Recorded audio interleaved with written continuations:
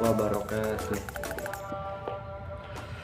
Alhamdulillahirabbil alamin, wassalatu wassalamu ala asrofil anbiya'i wal mursalin sayyidina Muhammadin wa ala alihi washabihi ajmain, amma ba'd. Pada kesempatan ini saya ingin menjelaskan materi tentang ingkar sunnah. Yang pertama adalah pengertian ingkar sunnah. Ingkar sunnah secara bahasa terdiri dari dua kata, yaitu ingkar dan sunnah, yang mempunyai arti tidak mengakui dan tidak menerima sesuatu baik di lisan maupun di hati. Maksud dari pengertian al-sunnah menurut bahasa ini yaitu gerakan yang ada di kalangan umat Islam yang tidak enggan mengikuti sunnah Nabi Muhammad SAW. Mereka hanya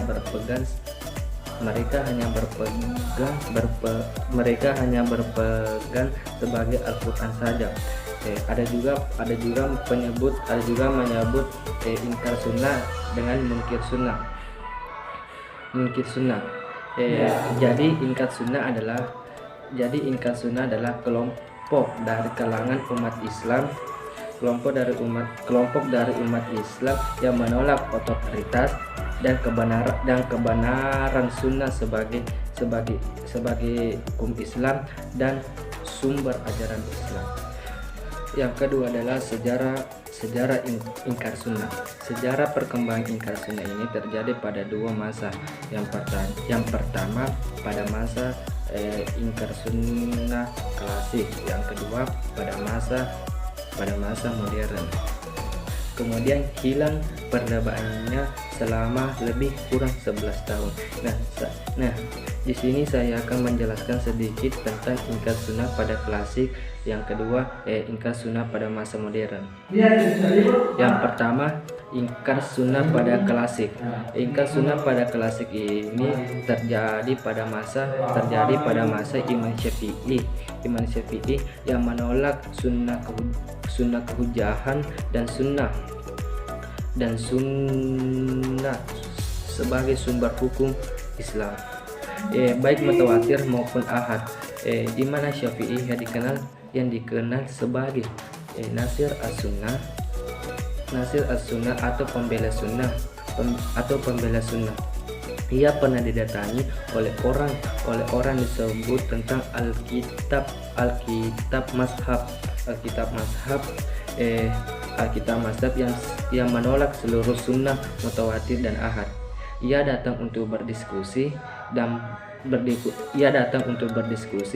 berdebat kepada Imam Syafi'i dan berbagai argumentasi yang telah ia ajukan.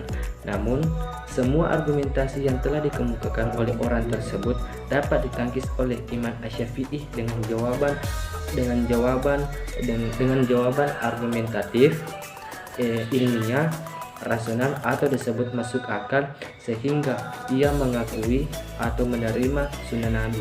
Yang kedua adalah ingkar sunnah pada masa modern. Pemikiran mengenai penolakan sunnah muncul kembali pada abad ke-14 Hijriah. Setelah pada abad ketiga, pemikiran seperti itu lenyap ditelan zaman. Mereka muncul dengan bentuk dan penampilan yang jauh berbeda dibandingkan dengan ingkar sunnah periode klasik, yang dimana kemunculan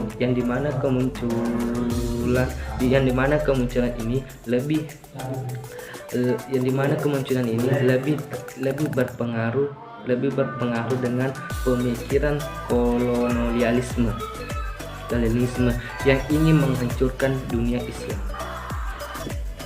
Adapun klarifikasi, klarifikasinya. Yang pertama, tidak percaya kepada semua hadis Rasulullah. Menurut mereka hadis itu karangan Yahudi sehingga untuk menghancurkan Islam dalam. Yang kedua adalah dasar hukum Islam. Dasar hukum Islam hanya Al-Quran saja. Yang ketiga, syahadat mereka asyhadu bi anna muslimun. Yang keempat, salat mereka bermacam-macam.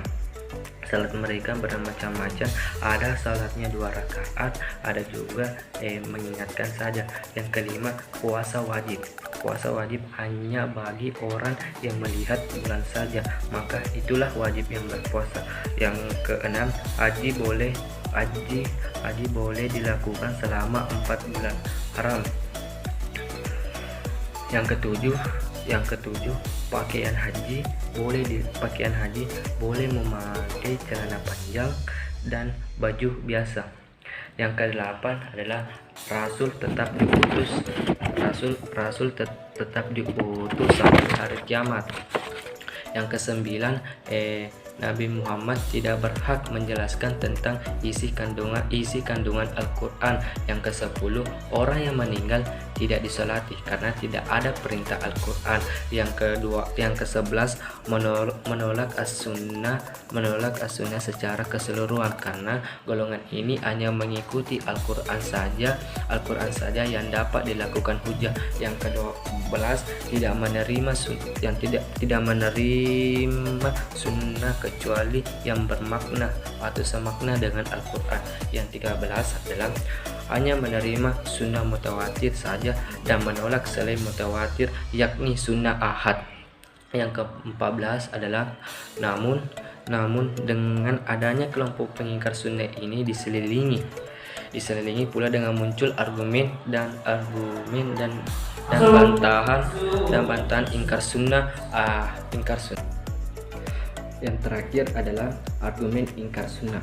Memang cukup banyak argumen yang telah dikemukakan oleh mereka yang berpaham ingkar as-sunnah, baik oleh mereka yang hidup pada zaman Al-Syafi'i maupun hidup pada zaman sesudahnya. Dari berbagai argumen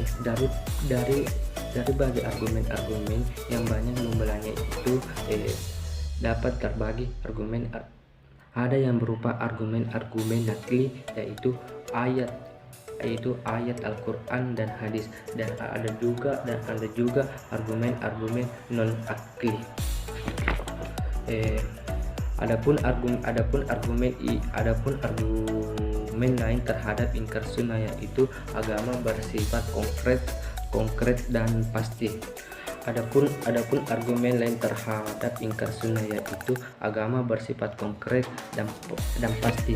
Mereka berpendapat bahwa agama harus pada suatu hal yang pasti. Apabila memakai sunnah, berarti agama itu tidak pasti. Maka dari itu Al-Quran kita jadikan landasan agama itu suatu hal yang pasti, seperti yang telah dituturkan pada ayat-ayat berikut yang berbunyi Alif Lam Mim Dzalikal kitabul la raiba fihi hudal lil muttaqin, yang artinya Alif Lam, kitab Al-Quran, itu tidak ada keraguan padanya, petunjuk bagi orang mereka yang bertakwa. Adapun juga yang kedua, Al-Quran sudah lengkap, dimana jika kita berpendapat Al-Quran ini pasti memerlukan penjelasan, berarti kita secara tegas mendustakan Al-Quran dan kedudukan Al-Quran yang membahas segala hal secara tuntas. Padahal ayat tersebut di atas membantah Al-Quran masih mengandung kekurangan. Oleh karena itu, dalam syariat Allah diambil pengangan lain perkecualian Al-Quran. Nah, itulah sempat saya memaparkan materi tentang ingkar sunnah. Lebih kurangnya mohon dimaafkan. Wabillahi taufiq wal hidayah. Wassalamualaikum warahmatullahi wabarakatuh.